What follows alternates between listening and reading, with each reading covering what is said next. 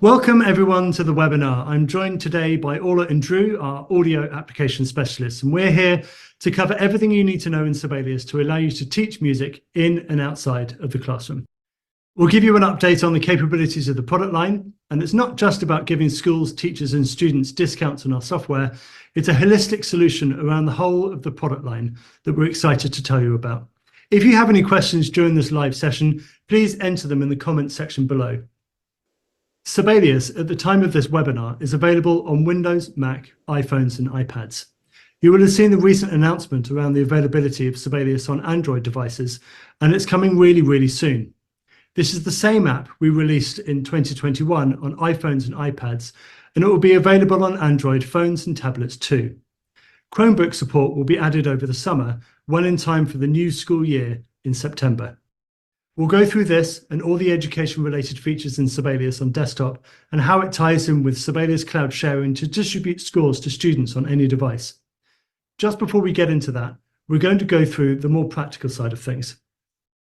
Sibelius is available in a number of ways to support both on-prem licenses for computers in school and a wider license to allow you and your students to use the school license on their own device. For on-prem use in school, Sibelius is available as a perpetual or subscription multi-seat license. We have a license server that hands out licenses on the fly and can scale up to cover all the computers you have in your lab or around your campus. To allow your students and other staff members to have their own license of Sibelius to use on their own devices, we have team licensing. This subscription license is owned by school, allowing you to hand out licenses to individuals. It's really flexible and allows you to have complete control over who has a license and when. Each license is assigned to an individual email address, so each user has their own entitlement of Sibelius, allowing them to download Sibelius on any device. They log in and go.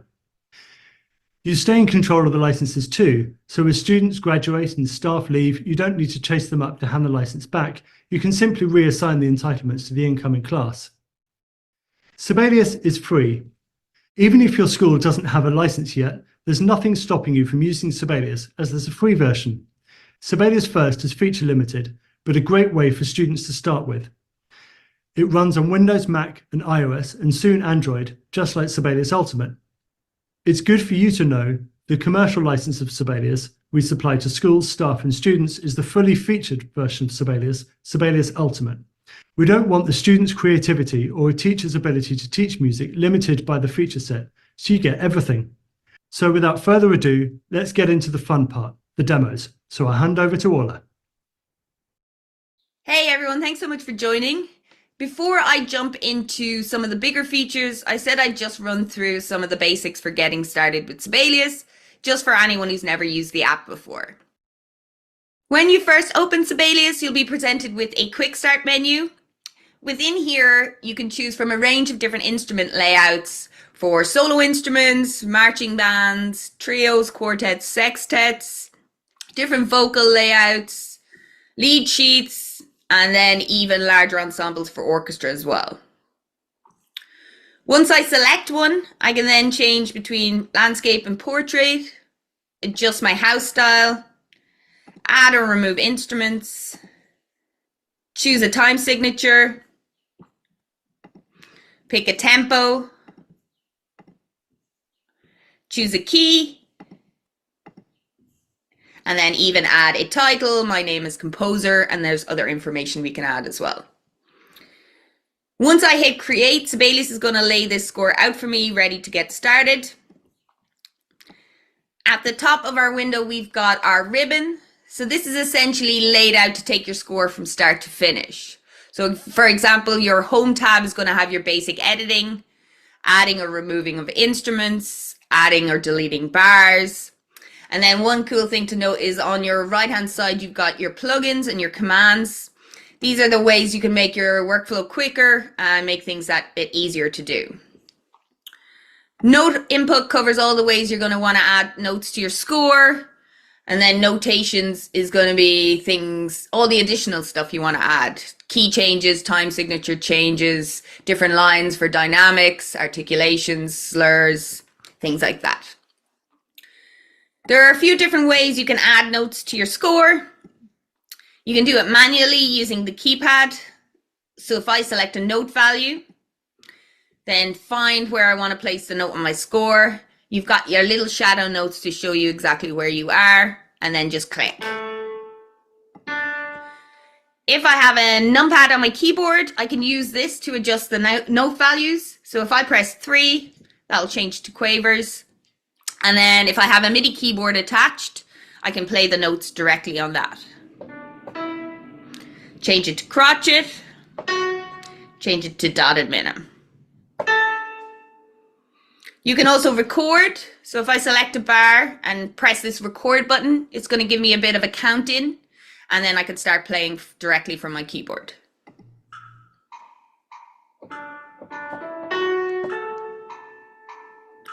If you make any mistakes, it's okay. You can use Renotate Performance, which works essentially like a quantize, and then Sibelius will analyze what it thinks you meant. For adding things like dynamics, expression, techniques, there are also quite a few shortcuts that you can use to make this process faster. If I select a note and press S, it's going to add a slur. H will add a crescendo. By pressing Command E on Mac, you can bring up an expression menu, so I can choose from a range of different dynamics and different expressions to use in my score. Command T is going to be your techniques. So if you want to add a pizzicato, arco, you're going to use Command T for above your notes. Command L is going to add your lyrics.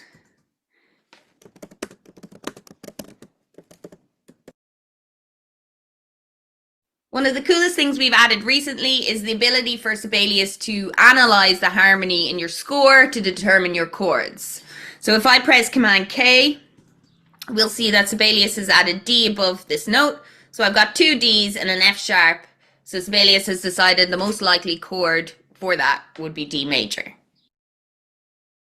So by learning your input methods and some shortcuts, it makes the process of getting music into Sibelius super easy. Now to take a look at some features that are particularly useful for education. First up, we've got the ideas library, which I can find in command search or press Option Command I to open.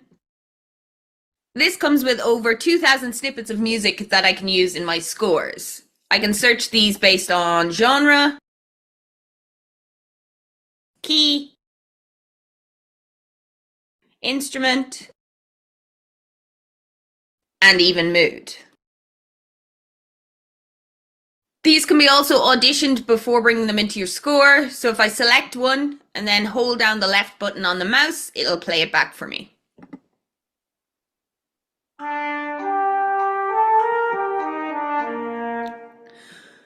Once I find one I like, I can select a bar in the score and then just hit Paste Idea. What's really cool about this is Sibelius will automatically adjust the key. So my initial key is D major. This snippet is minor, so it's adjusted it to B minor, which is the relative minor of D major. You're not limited to the ideas that are included with your library. You can also add your own.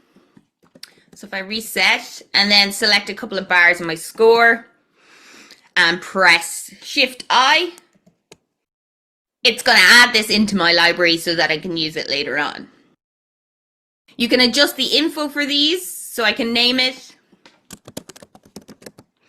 You can give it a color based on the instrument, mood, genre, and then all the other information is inputted for you. This is great for building a library of your own ideas that you can come back to whenever you want. Next up, we've got the worksheet creator. You can find this by going to the File tab and down to Teaching. The worksheet creator comes with over 1,700 pre-made worksheets, exercises, songs, repertoire that you can provide to students or use yourself. If you want to create your own, there are also templates that you can choose from. And then within the included worksheets, you can narrow down based on the size of group, how it's completed. You can search for a specific worksheet. And then you can narrow this down based on different categories, music theory, composition, repertoire, things like that. The really amazing thing about this is once I have a worksheet created, I can then share it via URL with students so they can either print it or download it to use on their own devices. With Avid Link connected, you'll be able to get access to the cloud sharing dashboard where I can determine whether I want it to be printable, downloadable. So I've sent this link over to Drew, who's now going to show how this is going to look in your web browser and also how you can download it and complete it on any device. Thanks, Ola, and hi to everyone on the webinar. I hope you're enjoying it so far. So I've just got my iPad Pro sitting next to me, so I'm just going to switch my camera over and I can show you everything that you can do on Sibelius using a mobile device. So the first thing I'm going to do is paste the link that Ola shared with me into my Safari web browser. And as you can see, the worksheet has appeared here and I can play that from the start.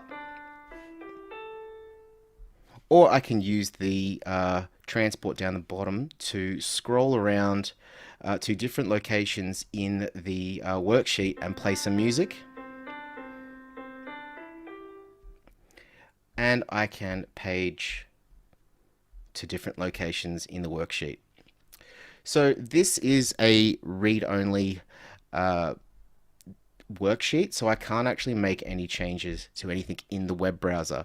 But I think this is a great solution for any teachers that want to send a student a piece of music to review, perhaps even practice a piece of music. I can think of examples of a teacher that wants to send someone maybe learning some guitar, some music, and they can just learn that straight off the iPad. They don't need to own Sibelius to actually see that piece of music. And should there need to be any changes made to that piece of music, the teacher can make those changes in Sibelius and then just upload those, again, share the link, and the student can hit the refresh button, and any of those changes would happen live in that piece of music. So, as Ola mentioned earlier, I can print this score if I wanted to, and I can also download that. So that's what I'm going to do now. I'm going to download this worksheet onto my iPad, and then I'm going to open it up in Sibelius for mobile. So there we go, it's now downloaded onto my iPad, and if I open the files, go to my downloads, here it is, available in Sibelius for mobile. So when you open Sibelius on the iPad for the first time, it will launch Sibelius First, which is the free version of Sibelius on the mobile device. And if you do have a current support plan or a subscription, you can just go over to these three dots at the top right of the iPad and press Manage Subscription. And if you log in with your Avid credentials, you will then be able to get all of the extra features that are part of your support plan or subscription. So let's have a look at this on the iPad. You can see that it's very similar to the web browser. I do have a play button at the top here, and I can play from the start. I can select another bar and play from here.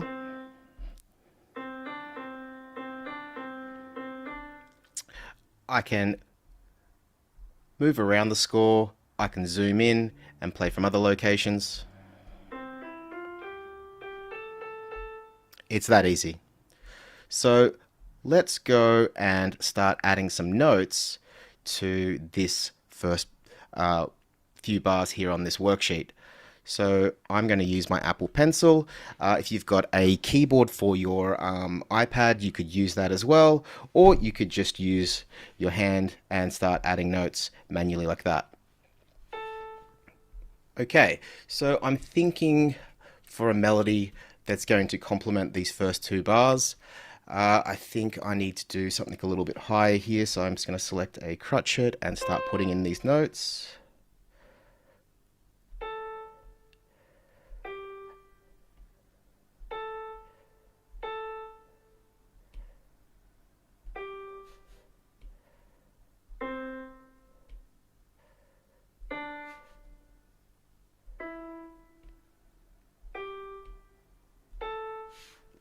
And should I have made a mistake, I can hit the undo button and go back and do that again.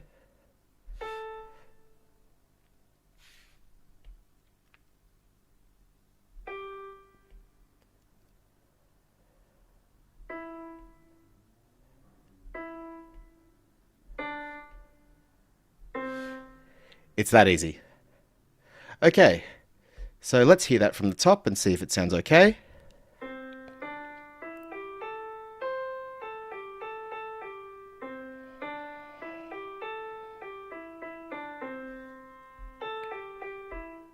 It's not too bad. I'm sure Orla's going to critique that for me. So what else can I do with Sibelius for iPad? So let me just close this little keypad here. Perhaps I want to add some expression to this, some lines, some crescendos, diminuendos. So how would I go about doing that? Well, first, let's say select a few notes. Let's go up to there, and I'm going to hit this plus icon. And from here, I've got all these different things that I can add into my score. So I'm going to tap the lines and go crescendo. And there we go. We've added a crescendo onto our score. Maybe we want to add a diminuendo somewhere. So same thing. I'm going to select these few bars. Maybe just a here is okay. And then diminuendo. It's that easy. So what else could I add? Maybe I want to add some chords, just to have a few chords at the top of this stave, just to show what chords I want to play with this. So I'm going to select this bar here, and I'm going to go to the search icon up here and type the word chord. And you can see these are all the search options that Sibelius has given me for the word chords. So you can see here I've got chord symbol, and I'm going to tap that, and it's given me a C here. Now let's tap another bar and do the same thing. So you may notice these three dots that are above this chord. Well, this is a very interesting thing that Sibelius has, which is chord suggestions. So it's saying that there is a high confidence that this bar should be in A minor. And if I tap here, there is a low confidence that it's an A minor 7th. So we're not going to use that one. Let's go back to the A minor. And then I'm going to tap another bar and add another chord. And then for the last bar, let's add one more chord here. Brilliant. So as you can see with Sibelius, for the iPad, I can add notes, I can add expression, I can add some chords, I can play that back. And if I had anything else I wanted to add, I could go in here using the search icon and look for those things. I could add additional expression here. I could add some instruments if I wanted to. And then I can do things like print my score. If there was any additional parts, I could look at the difference between those parts. But what I'm going to do now is I'm going to save this by going to the top left and hitting save. And that's going to save to my iCloud. And I'm going to send that back to Orla, and she's going to review that for me. So back over to you, Orla. Thanks, Drew. Once I've opened up Drew's Sibelius file, I can then use review mode while I make comments and mark his work. Review mode allows you to view and play back a Sibelius score without fear of changing anything. On the bottom right, there is a button to quickly lock the score. You'll get a pop-up to tell you you're in review mode and all other editing features are disabled. Let's have a quick listen to Drew's melody.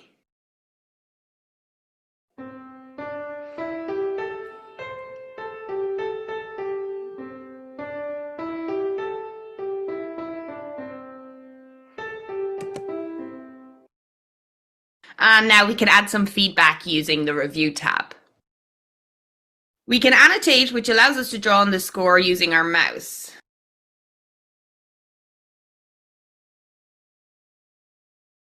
We can add comments at specific points in the score.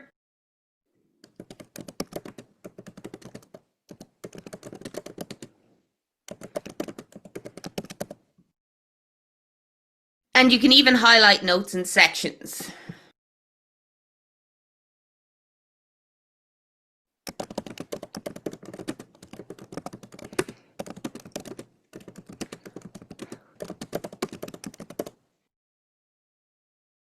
You can even create different versions and export a log listing all the differences between them. And compare them using the compare window. So review mode is a really great resource for teachers who want to mark students' work without the need to print. Hopefully by going through the whole process of creating a worksheet, sharing the links with students so they can open in their browser and download and complete it on any device, and then shared back with the teacher for review, shows how flexible and collaborative a tool Sibelius can be for education. Now I'm just going to pass it back to Sam, who's going to give us a quick recap on the licensing options. Thanks. Thanks, Ola. Thanks, Drew. That was great. So to quickly recap, there are two types of licenses for schools. There's a multi-seat license for your use on-prem, and there's a team license where you can hand out a license to individuals.